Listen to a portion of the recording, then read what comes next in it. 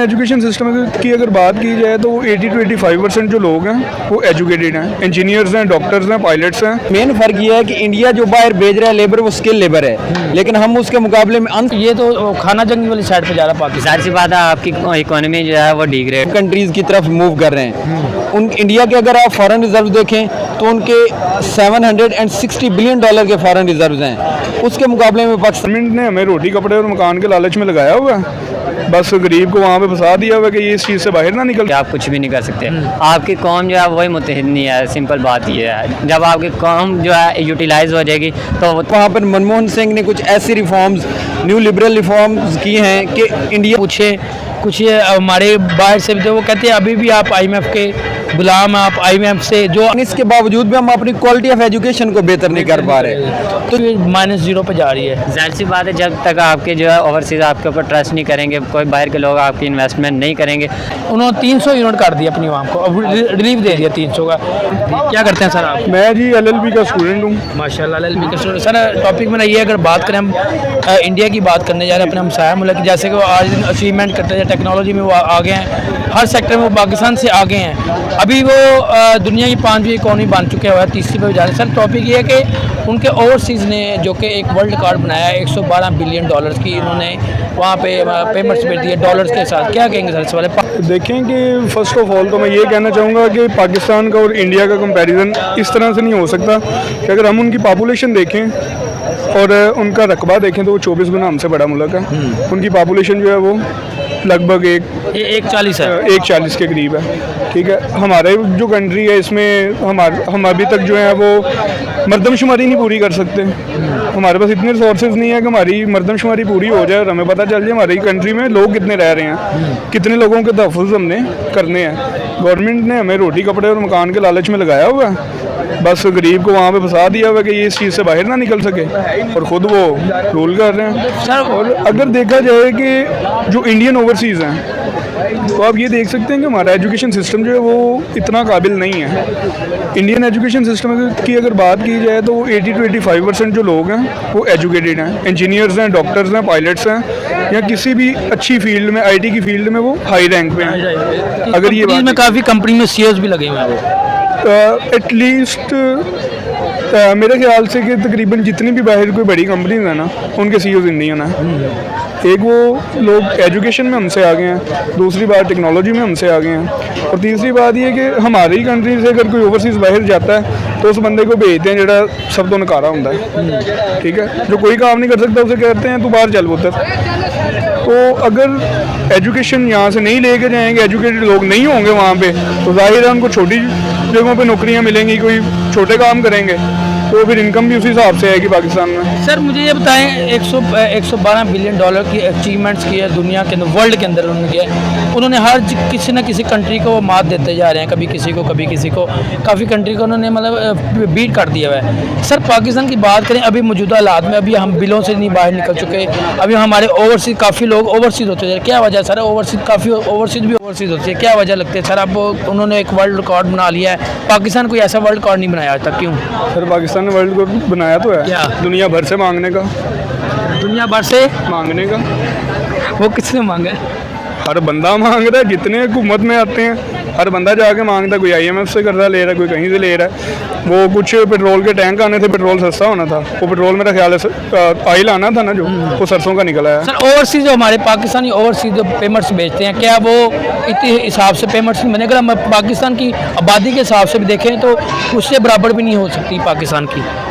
उधर उनके रैंक छोटे ना यार, देखें जॉब उनकी कोई उबर ड्राइवर हैं, कुछ जो कुछ काफ़ी वहाँ पे अच्छे लेवल्स पे बैठे हुए हैं, हमारे कुछ पावर लेवल पे बैठे हुए हैं। आप देखेंगे अगर उधर से पाकिस्तान में पैसे भेजते हैं आप, उधर टैक्स अलग कटता है, यहाँ पे टैक्स अलग कटता है। और दूसरी बात ये है कि पाकिस्तान माशाल्लाह एक अच्छी कंट्री है और अल्लाह पाक इसे तरक्कियाँ अता फरमाए, लेकिन मामला ये है कि हमारे कुछ लोगों ने खुद ही अपने आप को, हमारी कंट्री को बदनाम किया हुआ है, जो कि काफ़ी एक बुरा इम्पैक्ट रखती है इस चीज़। ठीक है सर, एक लास्ट बात पूछूंगा सर, लास्ट बात ये पूछूंगा सर, अगर ये हालात पाकिस्तान के मौजूदा हालात अगर ये चलते रहे तो पाकिस्तान किस तरह आगे सर्वाइव करेगा? आगे तो मुश्किल हो जाएगा हमारे लिए सर्वाइव।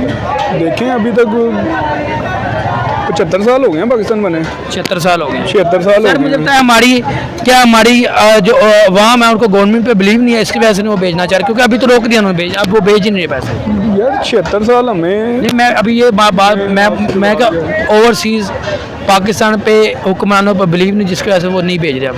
ऐसी बात नहीं है। यहाँ पे अगर कोई पैसा भेजता है तो वो सरकार को एड नहीं भेजता, ठीक है। वो लोग सिर्फ अपनी ज़रूरत के लिए अपनी फैमिली को सपोर्ट करते हैं, जो कि इन हालात में जो हमारी कंट्री में चल रहे हैं यही होना चाहिए। सर अब उन्होंने अचीवमेंट किया, क्या कहेंगे वर्ल्ड बैंक पूरी दुनिया में उन्होंने अचीवमेंट किया? बस देखें कि वो मेहनत कर रहे हैं, आगे जा रहे हैं। Okay sir. सर मैं लॉयर हूँ। अच्छा सर, टॉपिक मेरा ये है, पहले तो सर बात करेंगे हम इंडिया के हवाले से, जो कि उन्होंने वर्ल्ड रिकॉर्ड बनाया है 112.5 बिलियन डॉलर के उन्होंने, जो कि उनके ओवरसीज़ ने वहाँ भेजे हैं, उन्होंने एक रिकॉर्ड बनाया है और उसकी GDP 3.2 बन गया है। क्या कहेंगे सर इस हवाले से? भाई देखें, अगर इंडियंस ने 112 बिलियन डॉलर्स भेजे हैं तो उसके मुकाबले में जो पाकिस्तानीज़ हैं उन्होंने भी 2022 में जो रिमिटेंसेस भेजी हैं वो 33 बिलियन डॉलर्स हैं, जबकि इसके मुकाबले में अब हमारे 2023 में वो कम होकर 30 बिलियन डॉलर तक आ चुकी है। 3 बिलियन डॉलर हमारी कम हुई है। लेकिन ये जो इतना ज़्यादा फ़र्क इंडिया के साथ है, ये हमारे आबादी का तनासुब है। हमारी आबादी जो रिसेंट कंसेंसस हुआ है उसमें 25 करोड़ है, लेकिन जो इंडिया की आबादी है वो उस टाइम 1 अरब और 25 करोड़ के करीब है। 140 हो गई अब। हाँ जी, अब 140 और 145 हो चुकी है। इस टाइम वो दुनिया का मोस्ट पॉपुलस कंट्री है। तो जितना हमारा फ़र्क उनका रिमिटेंसेस का आ रहा है, उतना ही हमारा ऑलमोस्ट आबादी का फ़र्क है। तो ये फ़र्क इतना बड़ा नहीं है, लेकिन इसमें मेन फ़र्क ये है कि इंडिया जो बाहर भेज रहा है लेबर, वो स्किल लेबर है, लेकिन हम उसके मुकाबले में अनस्किल लेबर भेज रहे हैं। इसकी वजह से हमें बाहर से रिमिटेंसेस कम मिल रहे हैं। हम क्यों नहीं अपनी यहाँ पे लेबर क्यों नहीं, हम अपने जितने भी सोशल मीडिया के, जितने भी इंडिया के देखे सोशल मीडिया में, काफ़ी उनके CEO उनके ही हैं, इंडियन ही है, और सारे इंडिया ओरिजिन से ही है, कुछ ताल्लुक रखते हैं, कुछ इंडियन ही है। सर हमने अपनी आवाम को, जब अभी कोई यूथ की बात, अभी तो यूथ हमारी पढ़ रही है, तो पीछे से हमने लोगों को क्यों नहीं पढ़ाया कि हमारे वहाँ पर जाएँ, लेबर ना करें, किसी CEO की सीट पर बैठे हो? सर इस चीज़ का दारोमदार होता है हुकूमती पॉलिसीज़ पे। 1990 में जब इंडिया और पाकिस्तान की तरक्की का फ़र्क शुरू हुआ है वो 1990 से हुआ है। 1990 से पहले हम उससे बेहतर परफॉर्म कर रहे थे, लेकिन 1990 में वहाँ पर मनमोहन सिंह ने कुछ ऐसी रिफॉर्म्स, न्यू लिबरल रिफॉर्म्स की हैं कि इंडिया को उसने ट्रेजेक्ट्री मुख्तलिफ कर दी। तब उन्होंने यूनिवर्सिटीज़ लगाई, वहाँ पर उन्होंने ग्रेजुएट्स पैदा किए जिनको उन्होंने बाहर भेजा, और आज वही ग्रेजुएट्स जो हैं वो मुख्तलिफ सीट्स पे इंपॉर्टेंट पोजीशंस पर विराजमान हैं। उस वजह से उनको रिमिटेंसेस भी ज़्यादा मिल रही हैं, उनकी दुनिया में मोनोपोली भी ज़्यादा है, उनकी ग्लोबल जो है कि कम्युनिटी है वो भी ज़्यादा वाइब्रेंट है। तो हमें भी उसी पाथ को अडॉप्ट करना होगा, चाहे लेट हो चुकी है। सर इस साल जो हमारा बजट अनाउंसमेंट हुई है, सर हमने इस साल फिर हमने बजट पे, हम स्टडी को अपना बजट नहीं देते।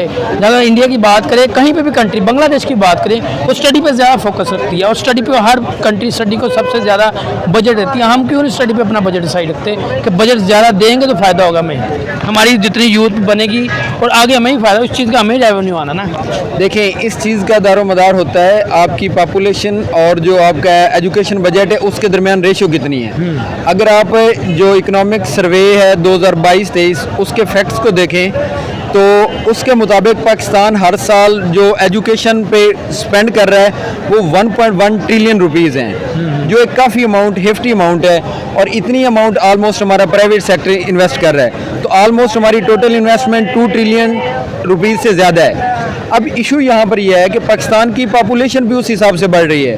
हमारा पॉपुलेशन ग्रोथ रेट 2.05 है, जो कि इंडिया से और पूरे कॉन्टिनेंट में सबसे ज़्यादा है। तो हमारा ये इशू है। किसका कह रहे थे आप, किसका, थोड़ी मैंने आपके बात, किसका कह रहे थे आप? मैंने पाकिस्तान का पॉपुलेशन ग्रोथ रेट जो है वो 2.05 है, ठीक है, जो कि सब कॉन्टिनेंट में सबसे ज़्यादा है। इंडिया का हमारे से बहुत ज़्यादा कम है। तो इस वजह से हमारी पॉपुलेशन ग्रोथ इतनी ज़्यादा हो रही है कि चाहे हम अपना एजुकेशन का बजट बढ़ा भी रहे हैं, लेकिन इसके बावजूद भी हम अपनी क्वालिटी ऑफ एजुकेशन को बेहतर नहीं कर पा रहे। तो जब तक हम पॉपुलेशन बढ़ाते रहेंगे, साथ हमारा एजुकेशन का बजट भी बढ़ता रहेगा, लेकिन हमारी क्वालिटी ऑफ एजुकेशन नहीं बढ़ेगी। तो इस वजह से हमें अभी पॉपुलेशन को कंट्रोल करना होगा, ताकि अगर बजट बढ़ाएं तो उससे हमारी क्वालिटी ऑफ एजुकेशन बढ़े। ठीक है सर, मैं लास्ट में बात करूंगा। सर अभी तो आपको पाकिस्तान के जो हालात चल रहे हैं, जिस तरह बिलों का बड़ा मसला हुआ है, और आपको ही पता होगा हम पाकिस्तानी हैं, जो कि बात करेंगे पूरी दुनिया के अंदर बात चली है बिलों के में, आज भी बिलों पर 3 रुपये फिर जो है ना इंक्रीज़ हो गया, बढ़ा दिए गए हैं 3 रुपये।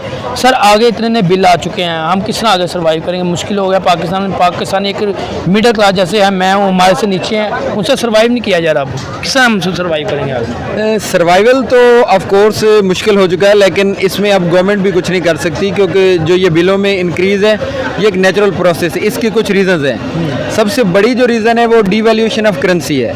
हमारी करेंसी इतनी ज़्यादा डीवैल्यू हो चुकी है कि अगर आप स्टैटिस्टिक देखें कि 2022 से लेकर 2023 तक एक साल पहले हमारे जो करेंसी वो 45% डीवैल्यू हो चुकी है। तो जब एक साल में इतनी आपकी करेंसी डीवैल्यू हो जाए तो आपको बाहर से ऑयल इंपोर्ट करना होता है, कोल इंपोर्ट करना होता है, जिसकी बेसिस पे आप इलेक्ट्रिसिटी प्रोड्यूस कर रहे हैं। तो जब आपको डॉलर बाहर ज़्यादा देने पड़े तो उस टाइम आपके पास पैसा बचता नहीं है कि आप उसको डेवलपमेंट पे स्पेंड कर सकें। सुनने में ये है कि 2027 तक जो है ना कॉन्ट्रैक्ट इनके हुए हैं IMF के साथ, ना ही आपका डॉलर स्टेबल होना है, ना ही आपकी बिजली के बिल्स होने हैं, और जितने भी आपके पेट्रोल है वो भी स्टेबल नहीं है, पेट्रोल का भी रेट बढ़ा है। सर मुझे, अगर हम बांग्लादेश की बात करते हैं तो बांग्लादेश के अंदर जितनी भी टेक्सटाइल जो लगी हुई है वहाँ पे, मतलब टेक्सटाइल की जितनी भी वहाँ फार्म लगी हुई हैं वो सबको फ्री है बिजली, उन्होंने बिजली फ्री दिया है। उनके इस टाइम जो है ना हब बन गया हुआ वो टेक्सटाइल के हवाले से बांग्लादेश। हमारे यहाँ पे काफ़ी कपड़ा वहाँ पे फैसलाबाद में जो कि पहले होता था।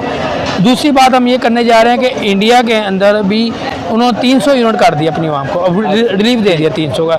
हमारी गवर्नमेंट क्यों नहीं ऐसे करती? हमारी गवर्नमेंट अपनी आवाम के साथ लॉयल ही नहीं है।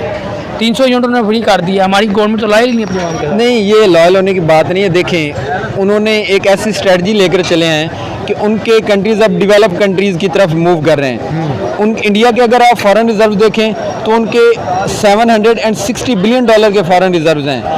उसके मुकाबले में पाकिस्तान के पास तो सिर्फ 8 बिलियन डॉलर के हैं, जबकि बांग्लादेश के पास भी 40 बिलियन डॉलर से अबव के फॉरेन रिजर्व्स हैं। तो उन मुल्कों के पास इतना पैसा है कि वो अपने आवाम को रिलीफ दे सकते हैं। लेकिन जब हमें बाहर से पैसा IMF से लेना पड़े, जो बाकी दोस्त ममालिक के उनसे कर्जा लेना पड़े, तो तब हम आवाम को रिलीफ नहीं दे सकते।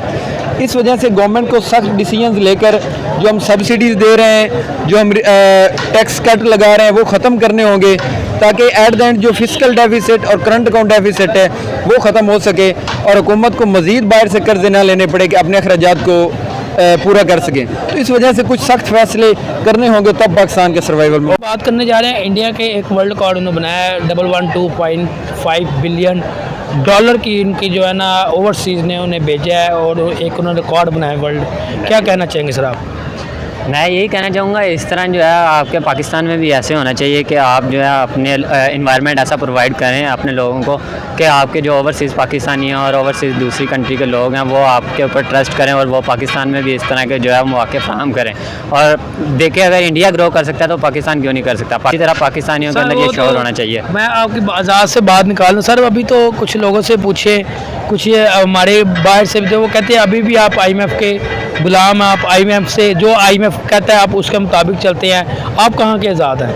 जाहिर सी बात है, देखें आप कर्ज़े ले लेके जब अपने पेट भरेंगे, जो आपका हुक्मरान है, जब आपकी राया ठीक नहीं होगी तो आपको हुक्मरान भी वैसे ही मिलेंगे। और जो आपके हुक्मरान है, जब तक वो नहीं बिल्कुल क्लियर होंगे, जब तक वो आपकी आवाम के साथ लॉयल होंगे, तब तक आप कुछ भी नहीं कर सकते। सर मुझे पता है हमारे जो कि ओवरसीज़ है, जिनका अब से एतबार भी है पाकिस्तान के हुक्मरानों पे, ट्रस्ट जो था वो ख़त्म हो चुका है। कहीं पे बात करें हम, किसी भी शहबाज शरीफ साहब का एक ट्वीट भी, एक मतलब मीडिया के अंदर बात करते हैं कि ये उनसे आपसे पूछा जाता है कि यार आपने अपने पाकिस्तान में इतने हालात बुरे हो गए हैं तो आप जो है इनको किस तरह आप चलाएंगे? उन्होंने बोला जी हमने, आप पाकिस्तान की बात ना करें, मैं लंदन में हूँ तो मैं पाकिस्तान की बात नहीं करना, मैं आपको उस पर जवाब नहीं दूँगा। क्या कहना चाहिए? हमारे हुक्मरान ऐसी बात कर रहे हैं। देखें, यही बात आ गई, अभी मैंने आपको कहा, जब तक आपका हुक्मरान आपकी कंट्री के साथ लॉयल नहीं है, आप कभी भी ग्रो नहीं कर सकते, आपकी इकॉनमी कभी भी ग्रो नहीं करेगी, आप हमेशा डिमोलिश होंगे। तो आपको चाहिए आप ऐसे हुक्मरान को सिलेक्ट करें, अपना जो आपका जो भी गवर्नर हो वो आपका ऐसा हो, आपका प्रेसिडेंट ऐसा हो जो आपकी इकॉनमी के साथ लॉयल हो, जो आपको सपोर्ट करे, आपकी कंट्री को सपोर्ट करे, फिर ही आप ग्रो कर सकते हैं, फिर ही आप जो है IMF में भी जो है आप बात करने के काबिल होंगे, अदरवाइज़ नहीं आप हो सकते। सर अभी जो हालात हम देख रहे हैं, बिलों के हालात बड़े ख़राब चल रहे हैं पाकिस्तान के अंदर, जो आए दिन बिल बढ़ते जा रहे हैं, और सुनने में ये भी आया कि 3 रुपये फिर बिल का रेट बढ़ गया हुआ है। सर क्या कहना चाहेंगे? सर अभी पाकिस्तान के वो हालात नहीं हैं, आप डे बाई डे पाकिस्तान पर जो आवाम के ऊपर बहुत डालते जा रहे हैं। बिलों के हालात पर आपको ये कहना चाहिए, जब तक जो है कौम मुत्तहिद नहीं होगी आप कुछ भी नहीं कर सकते। आपकी कौम जो है वही मुत्तहिद नहीं है, सिंपल बात ये है। जब आपकी कौम जो है यूटिलाइज हो जाएगी तो तभी जो है आपकी जो है जमात इस्लामी ने प्रोटेस्ट के लिए जो कि 2 सितंबर को एक अनाउंसमेंट की थी, तो उस पर भी जो हमारे उनके जमात इस्लामी के लोगों को जो पकड़ा जा रहा है, उन पर तशद्दुद किया जा रहा है, उन्हें मारा जा रहा है। सर ये कहाँ की है इंसाफ? आप प्रोटेस्ट आप एहतजाज भी नहीं कर सकते, आप अपनी बात नहीं कर सकते, आप पाकिस्तान में रह के। देखिए, आप प्रोटेस्ट करें लेकिन पूरा मन करें। पूरा मन ही करना था उन्होंने सर। ये तो आप भी नहीं कह सकते ना मैं कह सकता कि पूरा मन आज करेंगे। तक हमारी जमातें- कितनी जमातों ने जो है वो प्रोटेस्ट किया, वो आपके सामने और क्या हालात किए थे। कोई भी जमात ऐसी नहीं है जिसने पूरा मन किया हो। कहीं ना कहीं जाके इंतशार ज़रूर पैदा होता है जब भी आपका प्रोटेस्ट निकलता है। सर मुझे बताया हम कब हम ग्रो करेंगे टेक्नोलॉजी में? अगर बात करें इंडिया टेक्नोलॉजी में अगर आप जिससे अपने मतलब जो काम करते हैं आपको पता ही होगा मेडिसिन के हवाले से इंडिया कितना ग्रो कर रहा है। मतलब वहाँ मेडिसिन अपनी वो बनाते हैं और उसमें भी आपको भी पता है हर चीज़ का कि हर चीज़ अब मेडिसिन जितनी भी इंडिया ने अपने पैनाडोल भी बना ली, काफ़ी मेडिसिन भी अपनी बना ली, जितना उनके हुक्मरान भी अपनी आवाम से लाया, उनके जो अवाम वो अपने हुक्मरान पर लाया। सर मुझे बताएं हमारी कब तक अवाम अपनी अवाम पे हमारी अवाम अपने हुक्मरानों पर लायल होगी? हमारी अवाम तो लॉयल है कंट्री के साथ, लेकिन क्या हमारे हुक्मरान लॉयल नहीं है। हमें एक ऐसे हुक्मरान की ज़रूरत, जैसे हमारे कायदे आज़म थे, वो अपनी कौम के साथ लॉयल थे। तब दो कौमी नज़रिया था, उन्होंने एक कौम बनाई, ठीक है। उन्होंने अलग अलग दो कौमों का सेपरेट किया, उन्होंने पाकिस्तान को आज़ाद करवाया। इसी तरह जब तक आपका कोई भी कौम सेपरेट नहीं होती, तो कौम मुत्तहिद नहीं होती, आप कुछ भी नहीं कर सकते। आपको हमेशा अपना लीडर वो सिलेक्ट करना चाहिए जो आपकी इकॉनमी को ग्रो करवाए, जो आपके मुल्क के बारे में सोचे, ना कि वो सिर्फ अपने घर के बारे में और अपने बारे में। सर टेक्नोलॉजी में वो आगे चलेंगे, इंडिया हर सेक्टर में आगे हैं। चंद्रयान उन्होंने बनाया, आपको जैसे पता है उन्होंने चंद्रयान बनाया और उसमें भी उनको आगे जो फ़ायदा ही होना है। अपनी उन्होंने इकॉनमी इतनी स्टेबल कर ली। अब उन्होंने उनके जीडीपी को जो मैंने आपको बताया 112.5 की उन्होंने बिलियन डॉलर्स की जो कि उनके जो ओवरसीज ने इन्वेस्टमेंट की और वहाँ पे अपनी अमाउंट्स भेजी ओवरसीज ने, और वहाँ पर उनकी जीडीपी का रेट उस टाइम 3.2 हो गया है। उस हिसाब से सर हमारी जीडीपी भी -0 पे जा रही है। जाहिर सी बात है, जब तक आपके जो है ओवरसीज़ आपके ऊपर ट्रस्ट नहीं करेंगे, कोई बाहर के लोग आपकी इन्वेस्टमेंट नहीं करेंगे, आपकी इकॉनमी डिक्लाइन ही करेगी, आपकी इकॉनमी कभी भी ग्रो नहीं करेगी। अगर आप अपनी इकॉनमी को ग्रो कराना चाहते हैं तो आपको चाहिए सबसे पहले जो है अपने ओवरसीज़ पाकिस्तानियों का और अपने ओवरसीज़ लोगों का ट्रस्ट बिल्ड करना, और ऐसे हुक्मरान को सिलेक्ट करना जो बाहर से जो है सिर्फ कर्जा ना ले। कर्जा रिटर्न करना भी एक चीज़ होती है। आप कर्जा ले के जो आवाम को डिमोटिवेट करी जा रहे हैं। आप कर्जा ले रहे हैं लेकिन कर्जे को किसी ऐसी जगह पर लगाएं जिससे इकोनॉमी का फ़ायदा हो, जो इकोनॉमी ग्रोथ करे। आप सर दो लास्ट बात पूछो, 2027 तक आपके जो शहबाज शरीफ साहब 2027 तक जो मुआहदे करेंगे पेट्रोल का, उसके अलावा डॉलर का और बिल का, कि 2027 के अंदर हमने कोई भी बात नहीं करनी उनसे इन चीज़ों, ये तीनों चीज़ें बढ़ती जा रही हैं। बिल्कुल। तो ये क्या कहाँ पे जाएगी? पाकिस्तान तो ये तो खाना जंगी वाली साइड पे जा रहा है पाकिस्तान। जाहिर सी बात है, आपकी इकोनॉमी जो है वो डिग्रेड हो रही है। तो आप जो है अनकरीब अगर ऐसे ही हालात रहे तो आप जो है डिफ़ॉल्ट मुल्क में चले जाएंगे, जैसे कि ईरान इराक हो चुके हैं। आप वो कंट्री कहेंगे, अल्लाह ना करे, लेकिन पाकिस्तान ऐसा मुल्क नहीं है। इस पर अल्लाह ताला की खास ब्लेसिंग है और इसी वजह से ये जो हमारी कंट्री जो है वो ग्रो कर रही है, लेकिन प्रॉपर्ली उस तरह नहीं कर रही जिस तरह हमारे हमसाया मुल्क कर रहे हैं। ओके सर, बहुत शुक्रिया। Thank you so much.